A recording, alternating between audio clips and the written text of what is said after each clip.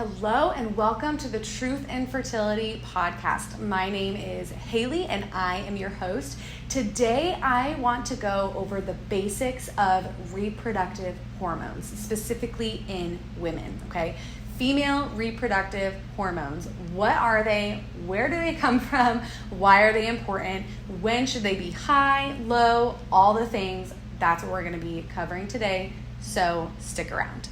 Okay, you guys, so 4 main reproductive hormones for women, okay? These are the 4 hormones that affect the whole reproductive cycle, your whole menstrual cycle.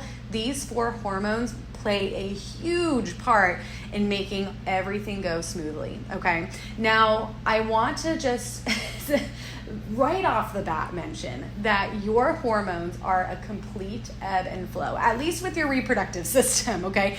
Your hormones are so ebby and flowy, okay? So sometimes they're gonna be up, sometimes they're gonna be down, and you can wonder why women are so interesting when it comes to our time of the month and things just not being always that predictable with our moods and so on. Okay, you can blame hormones for that. So hormones are messengers that usually originate from our brain and go through our body to tell our body what to do. Okay, that is the most watered down version of what a hormone is. So with these 4 main hormones that come into play with your reproductive system, the first one is called FSH, so follicle stimulating hormone. This hormone does exactly what it says it does. It stimulates the follicle. Okay, well, what does that mean? Okay, so let's take a step back. So FSH, the follicle stimulating hormone, originates from your brain. It actually originates from the pituitary gland, and it talks to your reproductive system to get everything started, okay? So the first day of your cycle, of your menstrual cycle, is the first day of bright red blood flow, okay? First day of your period. The last day of your cycle is the day right before your next period, okay? So for, I would say, regular cycling women, for typical cycles, we're looking at anywhere between, on the low end, maybe 25-ish days, and on the high end, about 35 days, okay? So it's a pretty long and wide range, but that is a good and typical range for women with typical cycles. So that's why we say every month, because it's about a month, okay?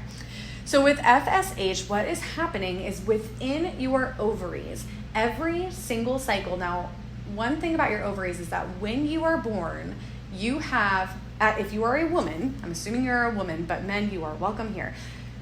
A woman or a baby girl is born with all of the eggs that she will ever have, okay? She does not replenish on those eggs. Men are different. Men are always continuing to produce more and more sperm, okay? So from the time they hit puberty until they're 6 feet under, a healthy male is going to be producing more and more and more and more sperm. Women are completely different, okay?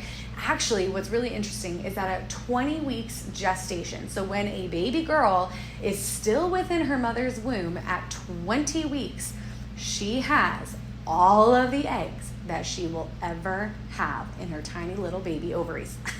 How amazing is that? That is just, yeah, it blows my mind. And so actually by the time she's born, those eggs have already started to be depleted. And sometimes they're just absorbed back into her body. When she hits puberty and she starts cycling, those eggs may actually be ovulated, right? And so, and again, ovulation is when an egg is released from your ovary. So there are different ways that those eggs will deplete throughout your body, okay? Not every single egg is going to actually be ovulated. But the important thing to know is that we do not make any more eggs, okay? Our eggs are at the top of their game when we are 20 weeks gestation, and then at that point they start to deplete. So, and that is healthy, normal, natural. That's the way it is meant to be, okay? So follicle stimulating hormone, what happens is usually sometime right after your period, follicle stimulating hormone starts to rise.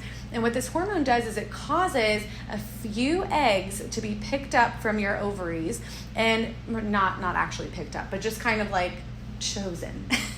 They are the chosen ones. And for that specific cycle. And so as you are waiting for ovulation to happen, those eggs are going to have a follicle that starts to grow around it. And that follicle actually looks kind of like a cyst. It actually is a cyst. And these are healthy cysts. So this cyst or these follicles will start to grow around a few of those eggs that were chosen that cycle. And so follicle stimulating hormone does exactly, like I said, what it says it does. It stimulates the follicles. So it starts to produce those follicles around those few chosen eggs for that cycle. Now, normally what happens is one egg does become dominant over the others. And so the others will be either, again, absorbed back into the body, or they just won't ovulate. Whereas that one chosen dominant egg is going to be the one that is ovulated. And so a follicle will continue to grow around that dominant egg until ovulation occurs, okay? And so if we are looking at a woman who has a pretty typical cycle, let's just say 30 days long for the sake of talking about a month, right?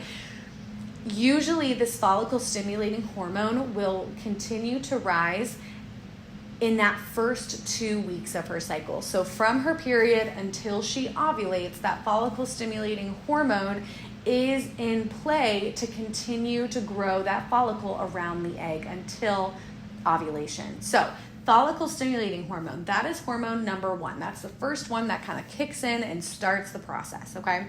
Now, the second hormone that we are talking about is estrogen. You've probably heard about this hormone, I would assume. So estrogen is one of the two main female reproductive sex hormones. So estrogen and progesterone are those two main sex hormones. So the first one we're talking about is estrogen.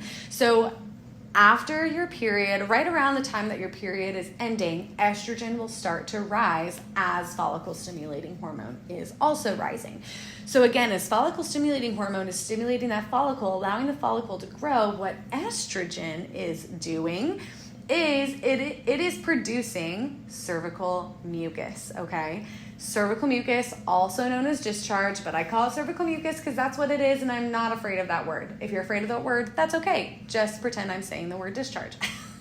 Okay, but cervical mucus, estrogen is in charge of producing cervical mucus. So cervical mucus is called what it's called because it is produced within your cervix, okay? And cervical mucus is essential for production of life, okay? It is essential for pregnancy to happen, is cervical mucus. So estrogen starts to rise and it talks to the cervix to tell the cervix, hey, let's start producing the cervical mucus. So usually after your period, you may have a few dry days where you don't have really a whole lot of cervical mucus. Some women also don't have those dry days though. Sometimes they go straight from their period to seeing cervical mucus, and that's okay too. Once estrogen starts to rise, you'll start to see more and more cervical mucus. And again, we're talking about a very typical cycle right now, okay? So the cervical mucus that you see might start out as like not really stretchy. It's kind of like cloudy or white looking. And then as estrogen continues to rise, that cervical mucus will start to get more stretchy, will start to get more even clear in color, and then it may get more slippery too. So estrogen produces cervical mucus, and it is essential, like I said, for pregnancy to occur, okay? So estrogen talks to the cervix, tells the cervix to produce cervical mucus. Now, at this point, we are about halfway through your cycle. So we've started with follicle stimulating hormone, and that starts stimulating the follicle. Then we have about a week or so of estrogen starting to rise, and you getting more and more mucus. And then once you hit kind of like a peak of your mucus, it's actually what in terms of fertility charting your fertility cycle, we actually call it a peak day. So it's the last day that you're seeing really stretchy, clear, really slippery type mucus, okay? Because it's literally like a peak of a mountain, right? It kind of climbs up and up and up and up, and then it hits a peak, and then it starts to go down. You start to see less and less cervical mucus, okay, as estrogen falls. So we're about in the halfway point now of your cycle. Now, what happens around the halfway point of your cycle? Ovulation, okay? Now, one thing I want to mention here is that ovulation really only happens at the halfway point of your cycle if you are very regular. So if you have that regular about 30-day cycle, yes, ovulation is most likely going to happen in that middle ground of your cycle, so about 2 weeks in. If you have a longer cycle, it's probably going to take your body a longer amount of time to ovulate. That's a whole other episode in and of itself, but just to give you that idea, we're looking at a very typical cycle here. So about halfway, you ovulate. Now, what causes that ovulation though? Another hormone. So the third hormone that I'm talking about is called a luteinizing hormone, or LH. So what LH does, this also originates from the pituitary gland in your brain, okay? Same place that the FSH, or follicle stimulating hormone, was produced. So LH is the hormone that tells your body, okay, it's time to ovulate, we're ready to go.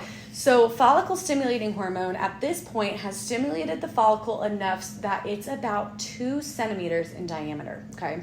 This is the size of a very mature follicle right before it's about to rupture. So at the point when your body recognizes, okay, it's time to ovulate, LH will rise, and it's a very, very steep rise, and it only stays high for about 12 to 36 hours. So it's a very, very short amount of time in your cycle that this hormone is actually in play. The rest of your cycle, it's fairly low because you're not ovulating the rest of your cycle. You only ovulate one time every cycle, okay? So LH will rise, it'll hit a very strong peak, and that's what tells your body, okay, let's ovulate. So you may have heard of women who, trying to get pregnant, they will use LH strips to figure out around the time that they are ovulating. So there are strips, you can literally buy them on Amazon. They are on the market where you pee on a stick and it'll tell you based on like the heaviness of the color of like the little stripe that it shows. It's kind of like a pregnancy test, but it's not testing for pregnancy. It's testing for the hormone LH to see if it's high. So the deeper color that the test will show, like on the little stripe thing on the stick, the higher LH is. So oftentimes you'll hear of women who are using these sticks to figure out when they are ovulating so that they can time intercourse for conception. So LH will spike, and then about 12 to 36 hours after LH spikes is when you will ovulate, okay? So ovulation occurs. We've had from the beginning FSH, then we have estrogen producing all that good cervical mucus, then we have LH, okay? Those are the 3 first. Now, last one is progesterone, okay? This is the other female reproductive sex hormone, and it basically does the exact opposite of what estrogen did, okay? So if estrogen is talking to the cervix to tell the cervix, hey, let's produce a whole lot of cervical mucus, progesterone is telling the cervix, hey, let's not. Let's stop doing that, okay? So in that second half of your cycle, after ovulation, estrogen does start to rise a tiny bit again, but the main player in this second half of your cycle or post-ovulation is progesterone.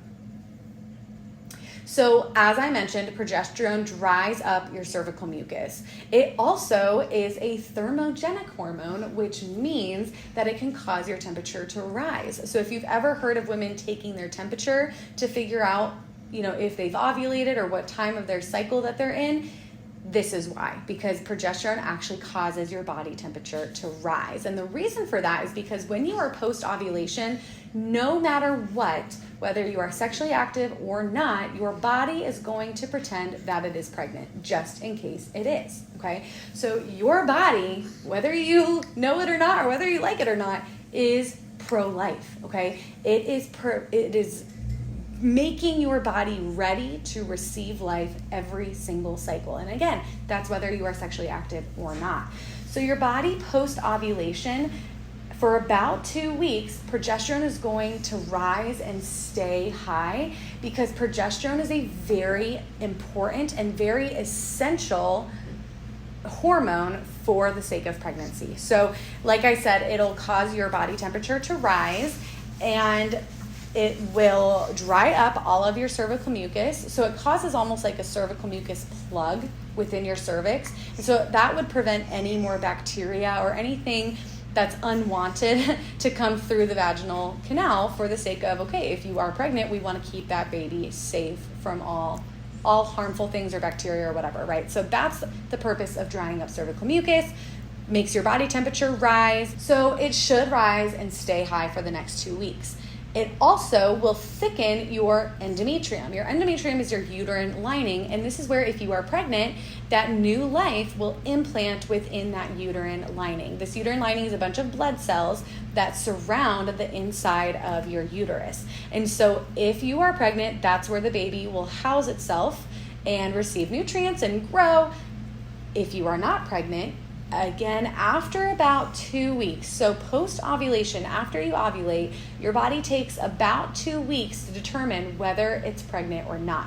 If your body recognizes that you are not pregnant, what will happen is it'll say, okay, I don't need this high temperature anymore. I don't need this mucus all dried up anymore. I don't need this endometrium anymore. So progesterone drops, and that's when you start your next period. And the bleeding that you see in your period is the endometrium. It is that uterine lining, all of those blood cells. That's the bleeding that you see.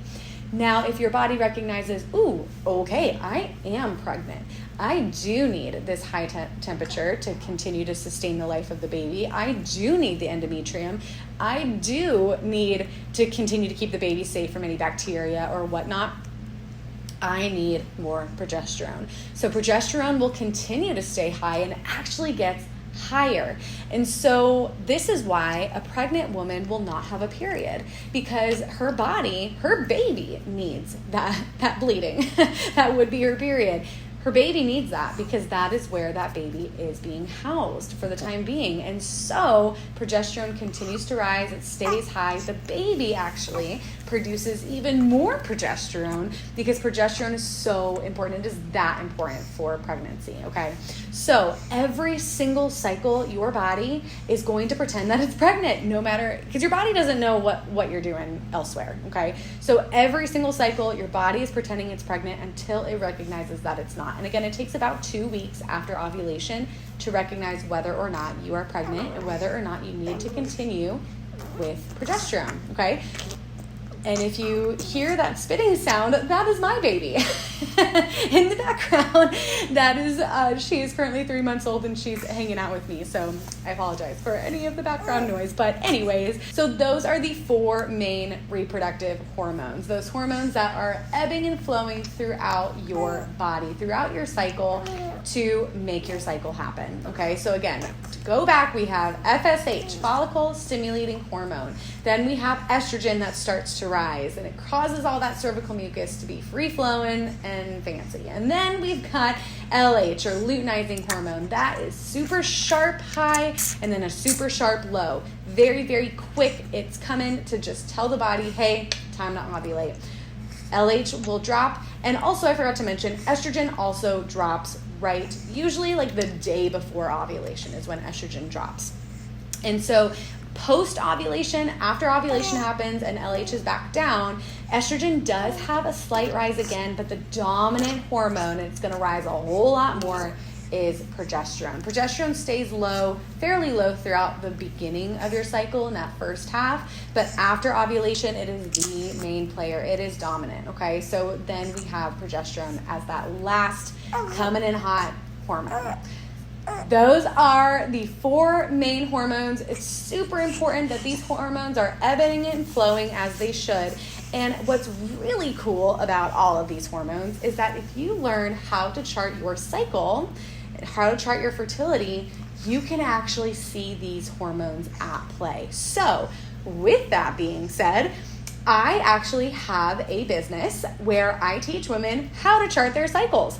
Ta-da! Here is your answer, okay? So you can join me in learning how to chart your cycle if that is something that interests you, whether you are charting for family planning purposes, or a lot of women will actually chart their cycles to figure out if they're having any hormonal imbalances that need to be treated and healed and diagnosed even.